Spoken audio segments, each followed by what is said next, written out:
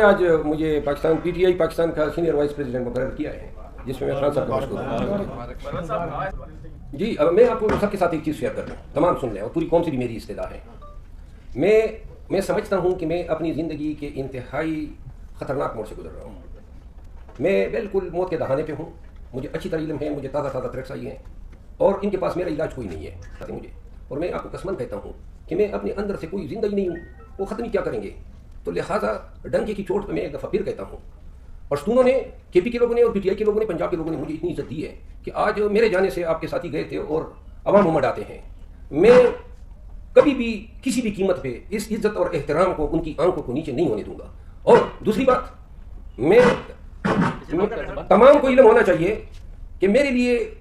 میں اچھی طرح سمجھتا ہوں، شاید 2 دن ہو 4 دن ہو، لیکن یہ قربانی دینی ناگزیر ہے اور پاکستانیوں کو دینی ہوگی، اور کوئی ایسے ملک میں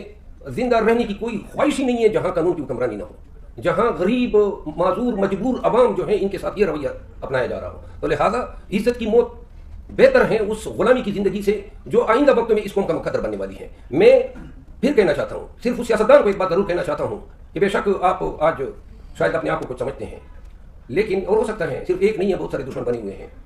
لیکن اتنے اگر 10 ہیں تو 5 اور ہو جائیں، بغیرتوں میں جتنا اضافہ ہوگا اچھا ہے۔ مگر صاحب یہ بتائیے گا کہ ایک طرف آج آپ باقاعدہ طور پر سیاستدان بن گئے، اور 90 سے لے کر آج تک جتنی پاکستان کے اندر جو سیاسی سسٹم چل رہا ہے، کبھی ہلی سے تسلیت پھینکی جاتی ہے اور پھر خاور مانی کا جیسا کردار سامنے آتا ہے۔ پاکستانی جو قوم ہے ایسی سیاست کی متحمل ہے؟ دیکھیے خاور مانی کا آپ کو میں یہی تو عرض کر رہا تھا، خان کا دست بازو بننے یا PTI کا پیغام پہنچانے یا عوام کو ہمت حوصلہ دینا، اس کے پیچھے واحد مارک یہ ہے کہ بحیثیت وکیل میں سمجھتا ہوں کہ اس ملک کی قسمت جو ہے وہ رول افلام ہونی چاہیے۔ خاور مانی کا جیسے 20 کردار جنہوں نے اپنے بیان طوطی کی طرح رٹائے ہوئے پڑے، ایسے عوامل کو، ابھی آپ کے دو ساتھی نے سوال کیا کہ جی یہ زبردستی کی پریس کانفرنس ہے، اللہ تعالیٰ نے وہ جو ساتھی تھا وہ کدھر چلا گیا ماشاءاللہ، تو کاپی تو آپ کی بڑی ہے، تو آپ کو زبردستی کی پریس کانفرنس اور رضا کی پریس کانفرنس کا تو بالکل علم ہوگا۔ آپ یقین کریں میرے بھائی، یہ وہ لوگ ہیں جو مجاہد ہیں، جو اس کڑے وقت میں آ کے ہمارا علم بلند کر رہے ہیں۔ آپ یقین کریں خدا اور رسول حاضر ناظر ہیں کہ ہم اس جہاد، اس جنگ، اس کاس کی بہت بڑی قیمت چکا رہے ہیں، اور کوئی بھی قیمت چکانے کے لیے تیار ہے۔ رانا ثناء اللہ صاحب نے کہا ہے کہ 125 سیٹیں ہم لیں گے، الیکشن سے پہلے انہوں نے اناؤنس کر دیا، آپ اس بیان کو کس تناظر میں لیں گے؟ یہ بنگالی عامل کے پاس گئے ہوں گے اور انہوں نے شاید چیلا کاٹ کے ان کو بتایا ہوگا کہ 125 سیٹیں وہ لیں گے بلدیاتی الیکشن میں۔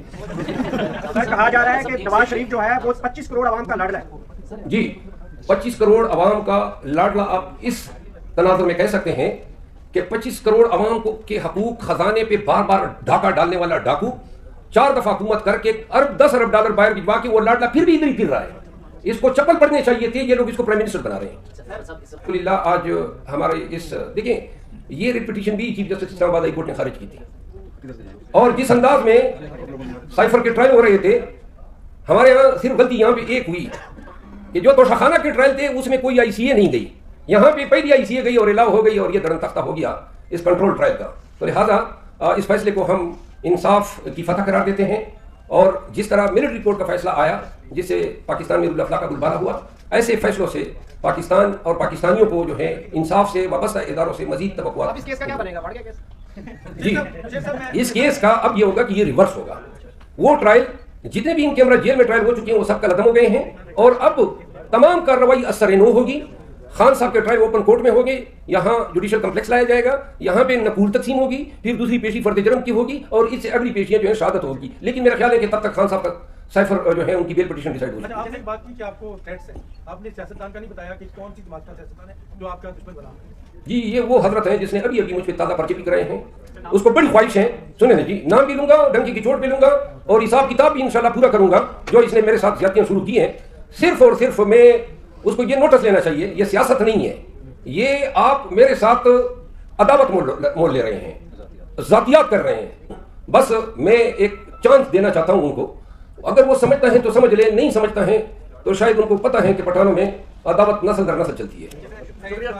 مسلم لیگ نون کی طرف یہ بھی کہا جاتا ہے کہ ساڑی گل ہوگی، چاہیے کہ یہ کر دیں ان کی گل کے کنہ نہ ہوئی سر، ان کی گل جو ہے اینا پرویز بٹ کے ساتھ ہوئی۔ جو ہمارے ٹانگ ڈسٹرکٹ کی کابینہ ہے ان کا شکریہ ادا کرتا ہوں، آنے والے جتنے دوست ہیں ان کا، اور شیر افضل خان کا میں خصوصی شکریہ ادا کرتا ہوں کہ انہوں نے مجھے اس پارٹی میں شامل کیا، اور میں اگر کچھ مس کر جاؤں تو وہ غلطی ہوگی، ورنہ میں کوشش کرتا ہوں کہ آپ کو بریف جو ہے میں اپنا وہ کرا دوں۔ میں پاکستان تحریک انصاف کا حصہ رہا ہوں. 2013 سے 18 تک میں پارٹی کا MNA تھا اور خان صاحب کے جو ویژن کا میں سب سے زیادہ قائل تھا اور پارٹی کے منشور پہ عمل درآمد کو میں اپنا ایسا سمجھے کہ ایمان سمجھتا تھا کہ جو پارٹی کا منشور ہے اس پہ عمل درآمد ہونا چاہیے. تو پارٹی میں میرے جو اختلافات اس وقت آئے تو اس وقت اختلافات آئے تھے میرے وزیر اعلیٰ جو تھے ہمارے سابق پرویز خٹک صاحب, اور وہ اس وجہ سے کہ میں خان صاحب کو کہتا تھا کہ ایک تو پرویز خٹک صاحب پارٹی کے منشور کے بالکل برعکس کام کر رہے ہیں اور یہ ریکارڈ پہ ہے, میری تحریک اس کے حوالے سے چلی جس میں بہت سارے MNAs بھی ہمارے ساتھ تھے اور خان صاحب بھی اس چیز کے قائل تھے اور ہم چاہتے تھے کہ دیکھیں ایک نئی پارٹی کا وجود آیا ہے, جوانوں کی پارٹی ہے, پڑھا لکھا پاکستان جو ہے وہ اس پارٹی کو سپورٹ کرتا ہے, تو جو پارٹی کا منشور ہے اس پہ اگر ایک صوبے میں ہم عمل درآمد کرا سکیں تو اس ملک کی تقدیر بدل جائے گی. تو پرویز خٹک صاحب کو یہ چیز پسند نہیں تھی کیونکہ وہ در پردہ مولانا فضل الرحمان کو سپورٹ کرتے تھے, وہ نون لیگ کو سپورٹ کرتے تھے, وہ پیپلز پارٹی کو سپورٹ کرتے تھے اور یہ ثبوتوں کے ساتھ میں نے خان صاحب کو بتایا. حائل رکاوٹ اس میں تھی, وہ اس وقت کے جو مرکزی جنرل سیکرٹری تھے ہمارے جہانگیر ترین صاحب, وہ میرے سخت مخالف تھے کیونکہ وہ یہ چاہتے تھے کہ پارٹی میں ایک ایسی آواز نہ اٹھے کہ ہم جو کرنا چاہتے ہیں, اور ہم چاہتے تھے کہ نہیں پارٹی کو اصولوں کے مطابق چلانا عین جو ہے وہ ہمارا فرض ہے, اور ہم چاہتے تھے کہ جوانوں کی پارٹی ہے, نئی نسل کی جماعت ہے, اس کو ان جیسے الیکٹیبل سے, ان جیسے ٹینٹڈ سیاستدانوں سے ہمیں چھٹکارا حاصل کرنا چاہیے تھا. تو وہ ہم نے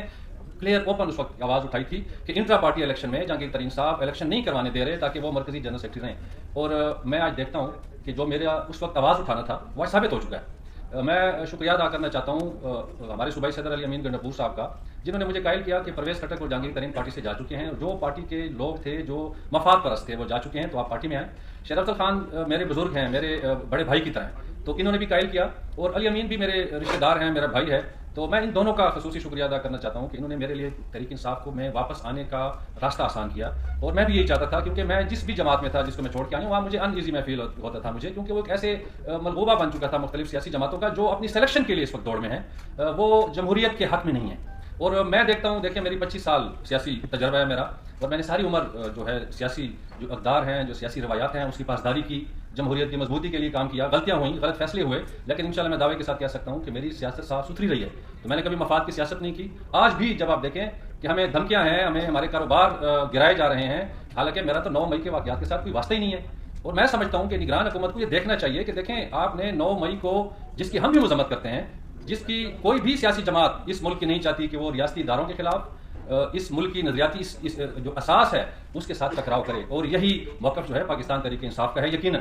تو 9 مئی کے واقعے کو آپ نے مذاق بنا دیا ہے. آپ ان لوگوں کو نہیں گرفتار کریں جو 9 مئی والے ہیں. آپ کے ساتھ جو شامل ہو جاتا ہے استحکام پارٹی میں, آپ کے ساتھ جو شامل ہو جاتا ہے پارلیمنٹیرین والی پارٹی میں, تو اس کا 9 مئی کا گناہ معاف. دیکھیں یہ اسی چیز کو دیکھ کے عوام جو ہے وہ ہٹ چکی ہے PDM اور نگران گورنمنٹ سے. تو تحریک انصاف اس وقت جو ہے ایک مقبول پارٹی ہے. تو اس مقبول پارٹی کو اگر آپ الیکشن سے دور رکھیں گے تو میرا نہیں خیال کہ اس ملک میں الیکشن ہو سکتے ہیں. تو یہی چیزیں سبب بنی کہ میں تحریک انصاف میں اپنی خدمات دوں اور میں تحریک انصاف کو جوائن کروں. شکریہ.